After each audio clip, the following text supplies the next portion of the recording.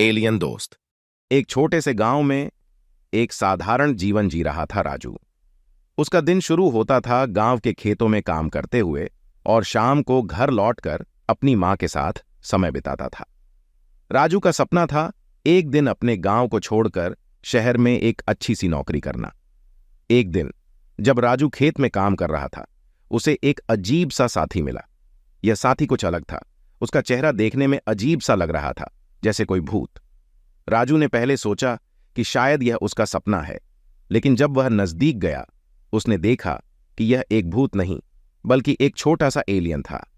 राजू के मन में अजीब सा डर पैदा हुआ।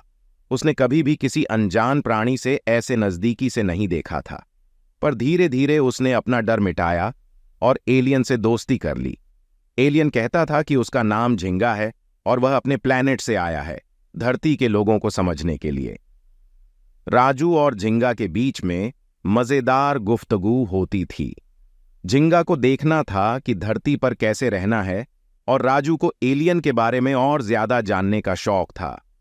दोनों में दोस्ती हो गई, जैसे कि वह कभी अनजान नहीं थे। धीरे धीरे राजू ने झिंगा से अपने सपनों और ख्वाबों के बारे में बताया। उसने झिंगा को शहर की तस्वीर दिखाई और अपने विचारों को व्यक्त किया। तुम्हें धरती पर कैसा लग रहा है झिंगा? धरती बहुत ही रोचक है राजू। तुम्हारा गांव और तुम्हारी जिंदगी का अनुभव करके मैंने बहुत कुछ सीखा है। मैं भी तुम्हें अपने गांव के जीवन के बारे में बताना चाहता हूँ। हम यहाँ खेतों में काम करके खुश हैं, लेकिन मेरा सपना है कि एक दिन मैं शहर में अच्छी सी नौकरी पाऊं। तुम्हारे सपने को पूरा करने के लिए मैं तुम्हारे साथ हूँ राजू। तुम यह कर सकते हो।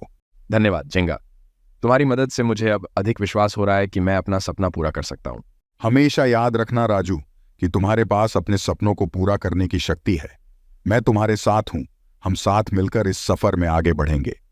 हाँ, हम साथ मिलकर यह सफर अविस्मरणीय बना देंगे झिंगा। एक दिन जब राजू काम कर रहा था, उसे एक दर्द महसूस हुआ। उसका पीठ दर्द कर रहा था और वह खड़ा नहीं हो पा रहा था। झिंगा ने उसे देखा और तुरंत अपने एलियन शक्तियों का उपयोग किया और राजू को ठीक कर दिया। राजू ने पहली बार महसूस किया कि एलियन साथी का होना कितना फायदेमंद है।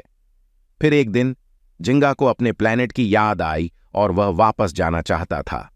राजू ने उसे रोका, लेकिन झिंगा कहने लगा कि उसकी जगह उसके दोस्तों के पास है। राजू को बहुत अफसोस हुआ, लेकिन उसने समझ गया कि झिंगा के बिना भी उसकी जिंदगी चलती रहेगी। झिंगा का सफर खत्म हुआ, लेकिन राजू के लिए एक नया सफर शुरू हुआ। उसने अपने सपनों को पूरा करना शुरू किया और शहर में एक अच्छी नौकरी पाई। उसकी जिंदगी में अब एक नई रोशनी आई, लेकिन झिंगा की याद हमेशा उसके दिल में बनी रहेगी। इस कहानी से हम सीखते हैं कि असली दोस्त वो होते हैं जो हमारे साथ हर मुश्किल में खड़े होते हैं, चाहे वो धरती का हो या किसी और दुनिया का।